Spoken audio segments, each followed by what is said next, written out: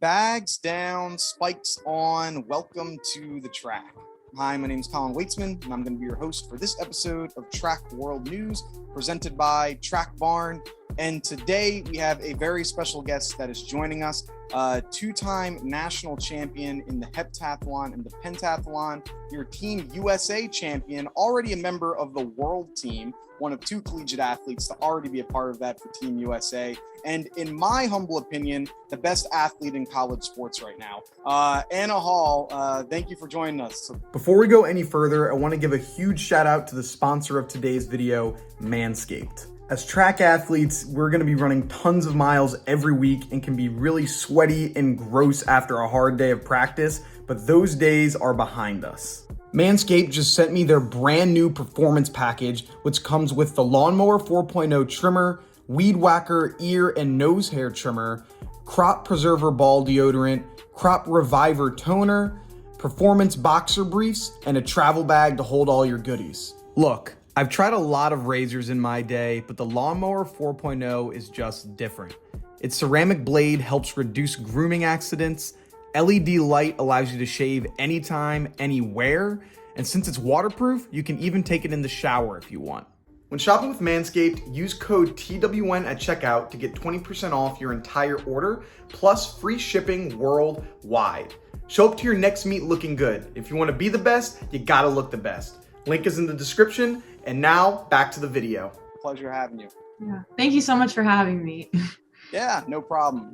Yeah, what I've been saying every time I get the opportunity, I think just the stuff that you and Aiden Owens, especially Kyle Garland, all those guys have been doing has been insane. The decathlon heptathletes, you guys don't get enough credit, I think, because I've seen it a lot when I was a vaulter, and just it's insane. So I don't understand how you guys do all that and be sane. Oh, thank you. No problem. So wanted to get into, let's start with what just recently happened with the NCAA Championship. We'll jump right into it here. And so you had an insane championship title season, a lot of really great things that went down. The first thing, obviously, people are wondering is the 400 hurdle and the 800 double. First question, do you know how much time you had in between? There was someone that had a stopwatch. Did you see the official standard on that? I think I saw somewhere on Twitter. It was like 21 minutes and some change, I believe. Yep. Yeah. So like the 16 minutes plus the time the first heat took. So. Yeah, exactly. Yeah, like 21:49. Like, all right, that's go from one championship race to another. So whose idea was that to get into to do that double? Because it's not one that you obviously traditionally see very often.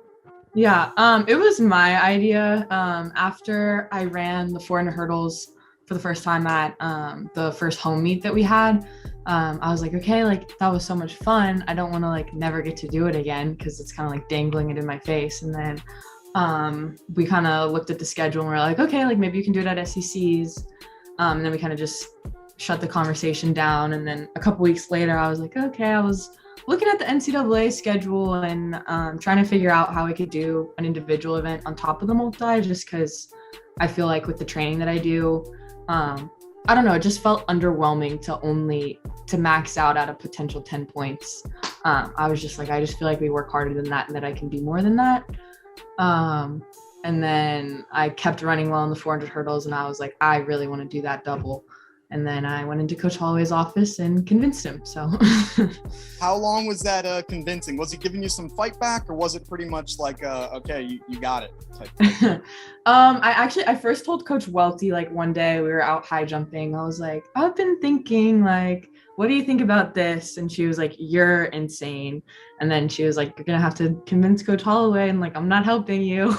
And so then I took it to him and he was like, at first he was like, absolutely not. Like, there's no way. Did you look at the time? Like, you're crazy. And then I just kind of stayed on him and I was like, you know, like you've trained me well enough. Like, do you really think I'm not going to be able to finish the 800? And like, if we do everything that we can in the first 6 events, like it's kind of on me to put myself in a good spot with some wiggle room. And then he came around to the idea and made me try some workouts in practice that were like broken 400 hurdles and then come back run a broken 8 to kind of prove to him that I wasn't going to just blow up and not finish. And then we kind of went from there. Were there any other events that you could have potentially been, doing? You mentioned like, hey, you didn't want to just do one event, you wanted to add another individual one. Was there anything else that you were like, maybe that if the 400 hurdles wasn't going to work? Yeah, we did discuss for briefly adding long jump to the weekend since it was before the first round of 400 hurdles. I think only like 30 minutes before. So I was like, can I just take like 1 or 2 jumps and then just go run hurdles and be done, and hopefully like one of the marks holds for like 1 or 2 points. And I was like, that's going to be like the easiest 1 or 2 points ever. And they were like, no. So I kind of got shut down there. But yeah, we talked about it. So well, it ended up working out pretty well for you.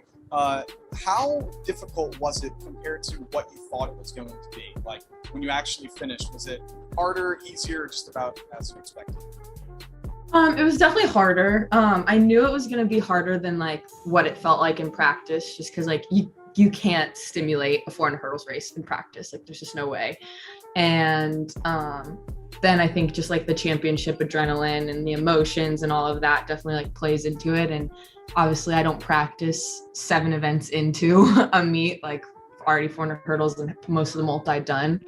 So it was definitely harder, but I never thought that I wouldn't finish. But I definitely was hoping to run faster in the 800, but also we were kind of in uncharted territory and didn't really know what to expect. So maybe you can give some good insight here, because one thing that was interesting when I was watching the 400 hurdles, it was right at the end, one of the meet officials or volunteers was directing everyone to go off the track in one direction, and then there's you, and you're like trying to walk back, I guess, under the field house, and you say something, and then he's like, oh crap, all right, yeah, you go this way. What was that interaction like, I guess, when you found out you're running in 5 minutes?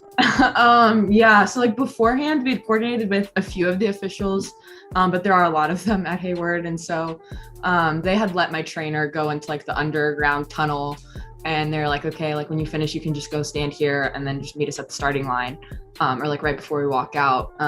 And so then one of the officials that I guess like didn't know the plan, he was like, you got to go with everyone else, and I was like, no, like I'm about to run again. I need to go get some water, take an energy gel, like and then he was like, oh, I'm sorry. And they were super nice about it and very helpful. But yeah, it was very different, like just going back under, standing there for a couple minutes and coming right back out. So yeah, it's like no changing in the shoes, just get right back on the track. You're just on. Yeah, I literally left my shoes on and it was just like catch your breath. So sure. And so with this, you've had a couple different championships now under your belt this season. What would you say was the most rewarding for you, whether it be the team titles indoor or outdoors, or either of your individual titles from the HEP or the pentathlon as well? Yeah, I would say like obviously I think the team titles were the most rewarding, just because that's what I want to win the individual title for, is to get those 10 points, and then to see my teammates like also step up and do their jobs and perform how they want to is like really, really special. But on the individual side, I think indoor nationals, like I think gave me a lot of confidence, because I think I was battling some confidence issues and various things in the indoor season, just coming back from injury. And then I was really, really nervous going into that one, because I was like, okay, I know I have a target on my back and I'm not the most confident I've ever been right now. So that's like not exactly how you want to feel. So being able to like step up and perform how I wanted to there, I think gave me a lot of confidence going into outdoor season, how to approach meets. Yeah, that takes one of our fan questions, actually. So I'll go into that and then we'll get to the rest of them. But one person, Liam Hennigan, was saying, any mentality tips that you have for pushing through work when you really might want to quit or have confidence issues. So I guess what were some things that you were doing during those times when you were going through some confidence issues and you might not have wanted to do what you want? Yeah, and to be completely honest, it was like very hard, and there were definitely times where indoor season I was like, I think I high jumped the first time and I think I like cried in the warm-up area because I was so scared, and then I went out and I made like 170, which like for me is terrible, And so then there was like tears again, and just like my foot hurts. And I remember I like told my coaches, I was like, please never make me do that again. Like, I don't want to high jump again. And they were like, okay, like calm down, like it's gonna be okay. And they weren't even that upset with like the mark. Like they're like, that's a very good starting place. Like you just have to start from somewhere. But I think I realized a lot of the pressure was like coming from me to just like come back and be like right where I was before my injury and have no building, which is just not how it works.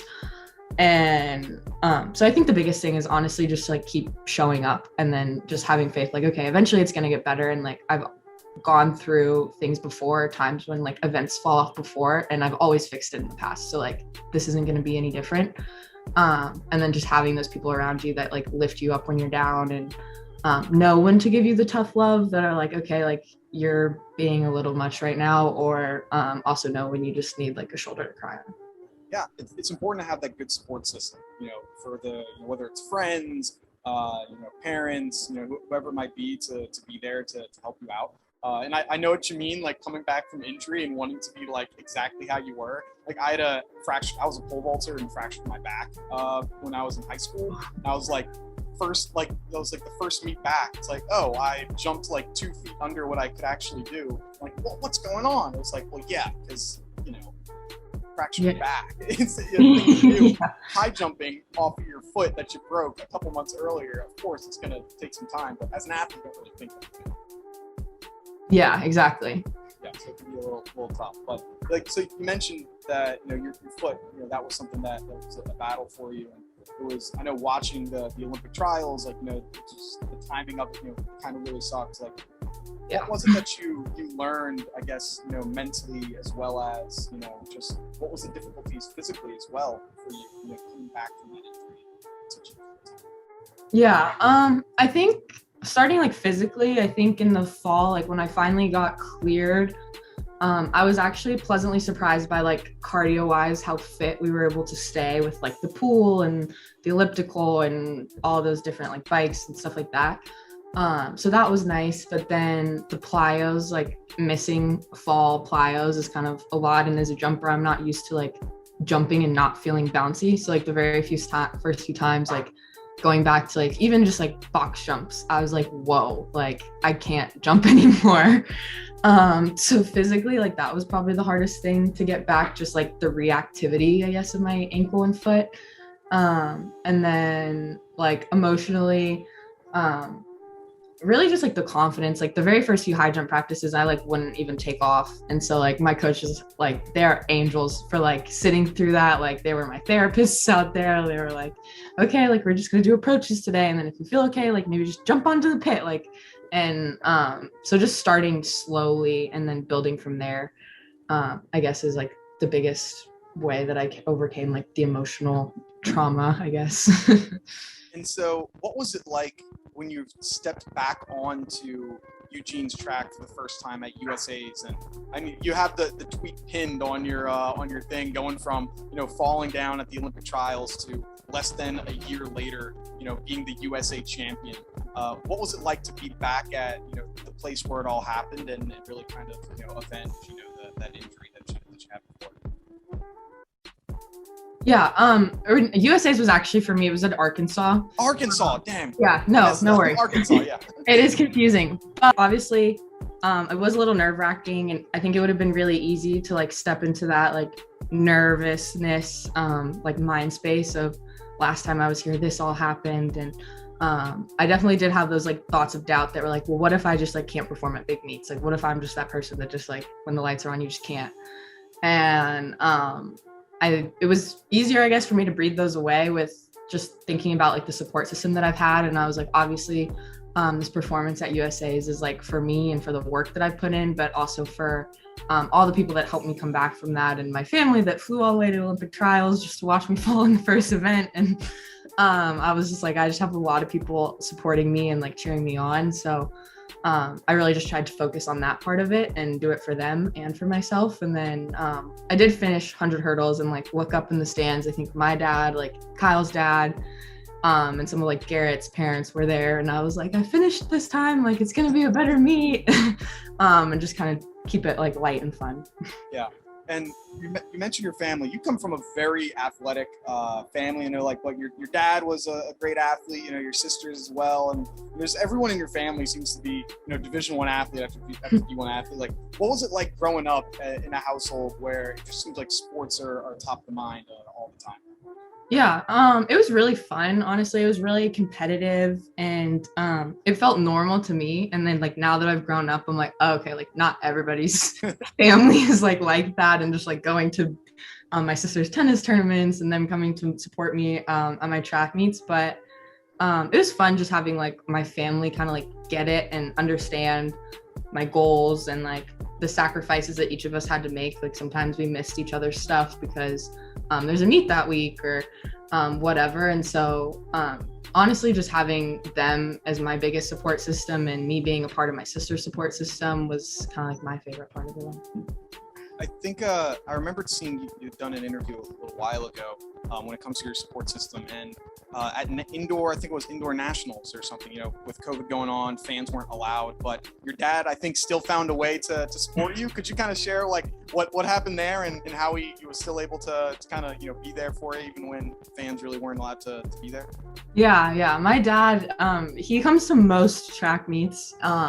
Both my parents come to like as many as they can make reasonably, but especially multis. Like my dad had never missed one, and then obviously COVID happened and there's no fans allowed in, and I was getting ready to run or do the pentathlon, I think at indoor SECs, and he was like, I'm still gonna come to Arkansas, like I know I can't get in, but like I just like want to take you to breakfast before and dinner after, and I'll just see if I can like peek through the windows. And I was like, oh my gosh, Dad, like you don't need to fly all the way here. And he did peek through the window, and I think the ESPN guys caught him doing that. But it was really nice and like sweet. Obviously, like that's something I'll remember forever that my dad did. He definitely set the bar pretty high. So did you see him while you were doing any events with the head through the window, just looking for you? I did see him like in between events, never when I was like competing, but then I looked back at like the 800 video and you can see like a figure in the door as we like run by, and I'm just like, that's my dad. But so yeah. So you've been running track up for a pretty long time and doing the multi. Like, did you know that, you know, the multi is something that you wanted to do for a while, or what kind of, you know, events was it that you really focused in on when you were first getting started doing track? Yeah, when I first started track, my first passion was definitely high jump. Part of that I think was I was always like nagging my dad to let me like participate on the club team that he was helping coach, and he was like, you're too young. And then when they finally just gave in, he sent me off to the side with, her name was Coach Connie, and he was like, you can go with her, and she was coaching the high jumper. So that was like the first thing that I did. And then I also ran the 1500, which is like a very odd double. So I remember when I was young, I think I told my dad, I was like, I'm gonna be the first person to do both of them at the Olympics, and he was like, that's not a thing, like eventually you're gonna have to like, pick okay, Anna, okay, like pick a route. And so then I just didn't want to give either of them up, and then I started doing hurdles for fun with one of my friends, and then my dad was like, well, maybe you should try a multi. And I think I did like a pentathlon at one of those USATF like summer meets, and then I really liked it, so I just kept with it. But yeah. Well, I was taking a look at your old miles split account to try to find events that you haven't done, because you've done pretty much everything. One event I haven't heard of, and I'm wondering if you could get some insight on this, was the softball throw. It said you had done the softball throw. I don't know when it was. Do you remember ever doing a softball throw in a track meet, or what that might have been? I don't know what that is. Maybe that's like no, because I didn't start javelin when it was like the turbo jabs. I'm really not sure, unless I was like, maybe we were so young and shot put, they just let us throw something like anything. But no, I'm not sure what that is. Yeah, I saw that. I was like, oh, I hadn't heard this event. I guess maybe it's, you know, like 10-year-old track or something. They had some no shot, whatever. Okay. Yeah, no, I'm not sure. Maybe at that point, those shot puts are so light, it's pretty much a softball. I don't know. Yeah, exactly. Well, something to go back to the championship. Another thing that I thought was really really cool or funny was the tweet. You kind of blew up a little bit on Twitter from, what was it, Kevin Barbaro, who said, and I quote, "And people are shocked that kids enter the transfer portal. I will bet $1,000 that she," talking about you, Anna Hall, "will score less points than she is projected." And then you go in and score just as many points as you were projected, and then say, "My Venmo is Anna Hall 7." Do we have any updates on that story, on what happened and what was going on there? Yeah, he did, I think, reach out to like the Gator Collective, which is like an NIL group here, and offered to do like an NIL package, but I don't think I'm gonna pursue that because I wasn't super serious, and I don't want what's his name? I think Kevin. I don't want his money, but I more just wanted to kind of get the jab back of, I think because of the tweet he replied to that I was tagged in, like I was tagged in the reply. So I remember like seeing it come up on my phone like one of the days after we finished practice in Oregon, and I was like, this is kind of rude, and the fact that you would tweet it even though it's like coming directly at me. So I remember I had that tweet in the back of my mind, and then when I finished, I was like, okay, maybe I'll just like get my little lick back. But yeah, no, I don't. I'm not gonna take his money. Got the revenge there. And with that, so you didn't start off here at Florida yet. You started off down in Georgia, or I guess up in Georgia for you, and then going to Florida, joining your teammate now, Jasmine Moore. What was that decision time like with you reasoning why you wanted to leave, and what coming out to Florida there? Yeah, I had primarily out of high school, like a really big reason that I chose Georgia was Coach Petros, who was the head coach there at the time, just because he's like so well known in the multis, and there was just a great multi and jumps training group there. And I loved working with him, and that group was amazing. And then towards the end of last year, he told us that he was leaving college track. And so when we found that out, I think Jazz and I and some other people like went into the transfer portal, just were like, we're going to look at our options. Like I was considering staying at Georgia still, but I was just like, okay, this is like a really big change. So I felt like it was fair to get a chance to like reevaluate everything. And then come the summer, just talking to other coaches and things, like also reflecting back on my experience at Georgia, like I don't think it was the best school for me, like off the track, like just like socially and academically and things. I wasn't as happy as I would maybe want to be. Like it definitely wasn't where I would have picked if I like didn't do sports, if that makes sense.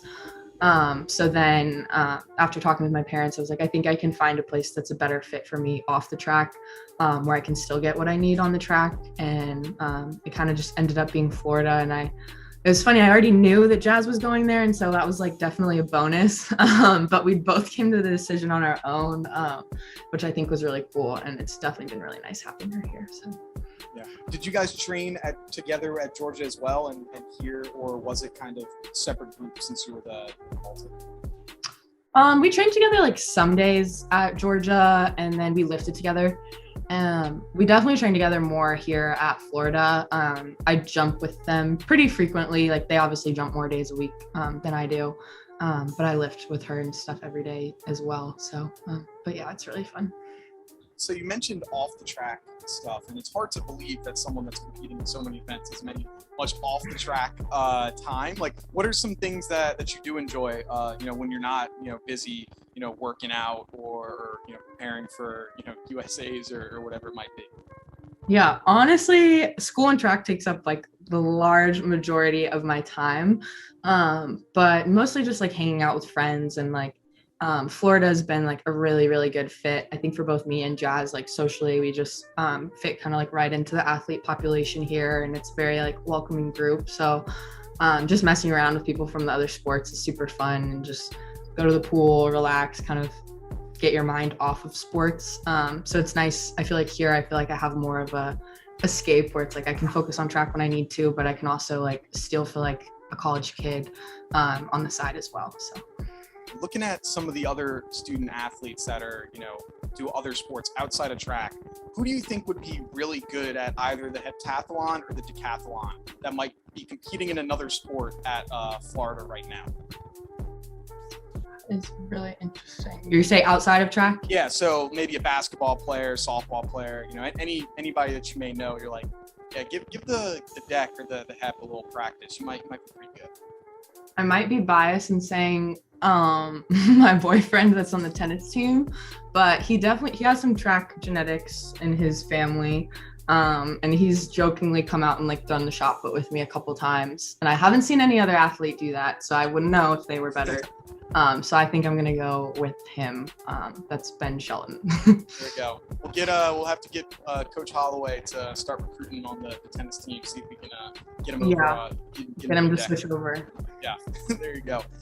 Then got some off the track questions here for you. Had some fan ones first. Well, actually, before we get into the fan questions, so you did an interview, I think it was back in high school, talking about what you like to eat before a track meet, and you were saying buttered noodles and grilled chicken. I was wondering, is that still what you have before track meets? That is still my preference, but now just traveling to so many different places, I don't always get that, but I normally always have some type of buttered noodle and then salmon or chicken. So pretty similar, yeah. Keep it easy. Don't want to have too many crazy things going on. Make it, makes sense.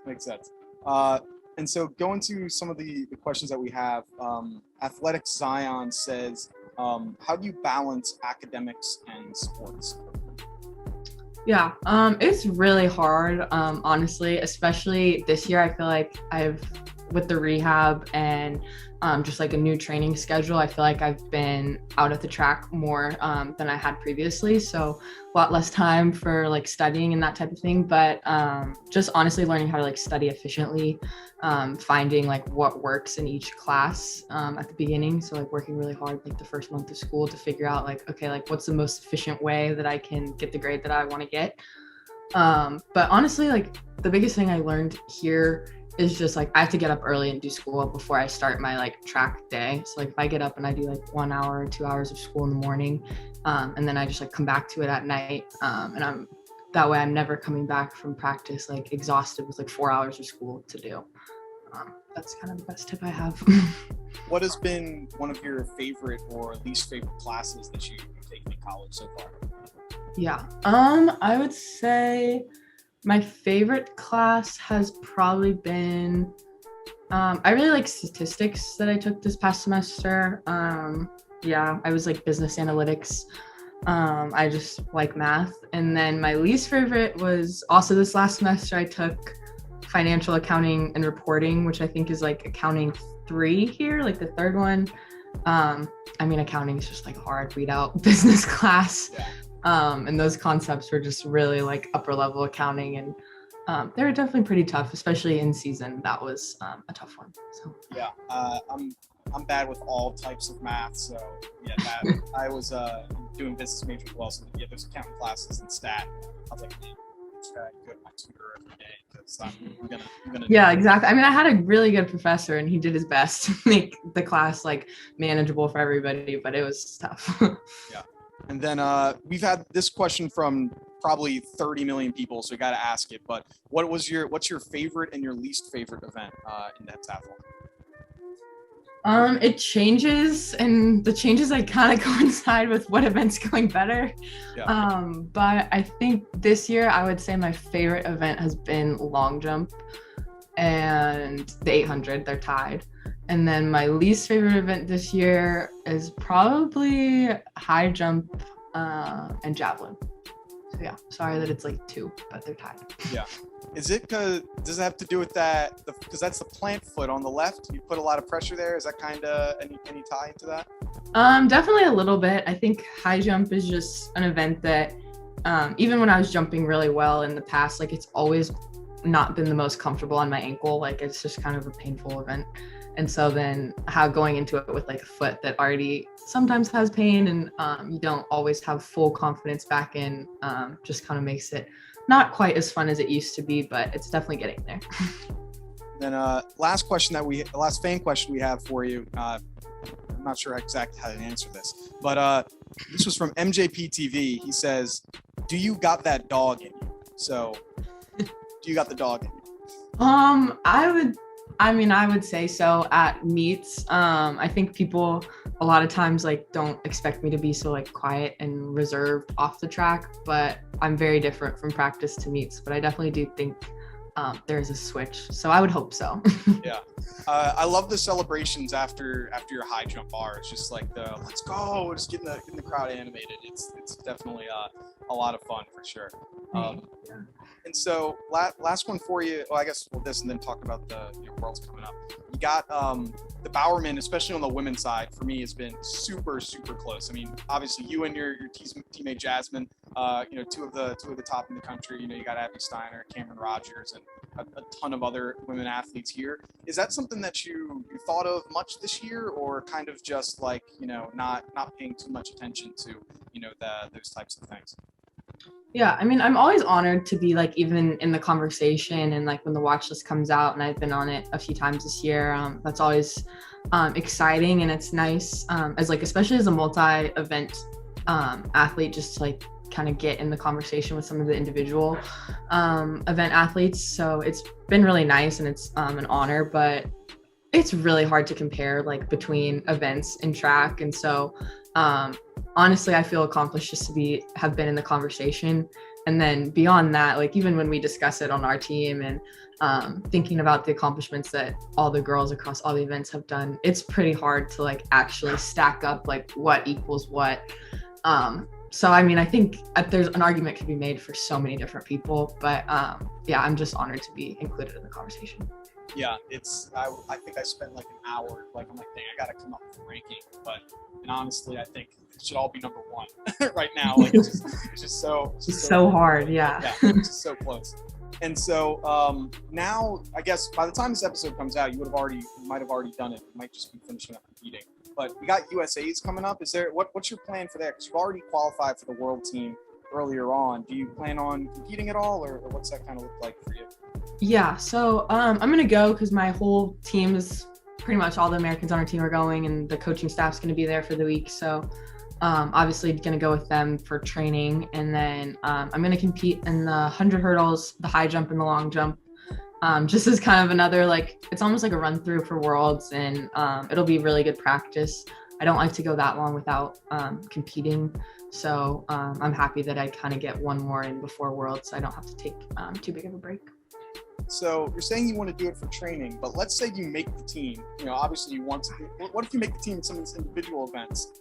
Do you have a plan for what you would do? Would you try to do both, or what's kind of the idea there? I don't think I would. I don't think that's gonna happen, but I don't think I would do both. I had very much tried to convince my coaches to let me run the open 400 hurdles because I thought I did have an outside shot at like the 4th spot that's available there, and I would have wanted to do it at Worlds, but they were like, no, like we're gonna hone in on the multi and focus on that. And even though I wasn't that happy about it, I do trust their judgment, and I know they have my best interests at heart. So yeah, I will just be focusing on the multi at Worlds. Coach was like, you convinced me once, we're not doing that again. Yeah, exactly. Get one. So yeah, looking forward to Worlds. I mean, something that was really cool, you put it in your caption in Instagram after you had gotten injured. It was time to rehab this ankle and work towards World Championships next year in Paris 2024. That was this time last year. Like, how's it feel, being able to complete at least step one of that prophecy and, making your first, world team here, for the senior team? Yeah, it felt amazing, and I guess it didn't really set in for a while, but like to realize like I made a senior team, like that's a very high level in our sport, and so it's really exciting. And honestly, I'm just like really focused on doing everything I need to do here to get ready to put my best foot forward for both our country and like USATF, and hopefully come back with a PR and wherever that place is. I can't really control, but if I PR by 100 or 200 points, then I feel like I've got a good shot at placing pretty high. So there we go. Well, Anna, thank you so much for joining us. It's been awesome hearing about your story, your journey this year, and where you've been and where you plan on going. Where could people go to learn more about you, maybe follow you on social media, anything like that? I'm definitely the most active on Instagram. So I think my Instagram handle is Anna with 2 A's at the end .hall. So probably there. other than that, maybe Gators Track and Field Instagram. They're always updating on everybody. So yeah. Awesome. Well, thank you so much, Anna, and thank you everyone for listening. This has been another episode of Track World News. If you want more content, go and follow us over on Instagram at Track World News. We post content almost daily over there, as well as our YouTube channel and other podcasts. So thank you. Have a good one. Peace.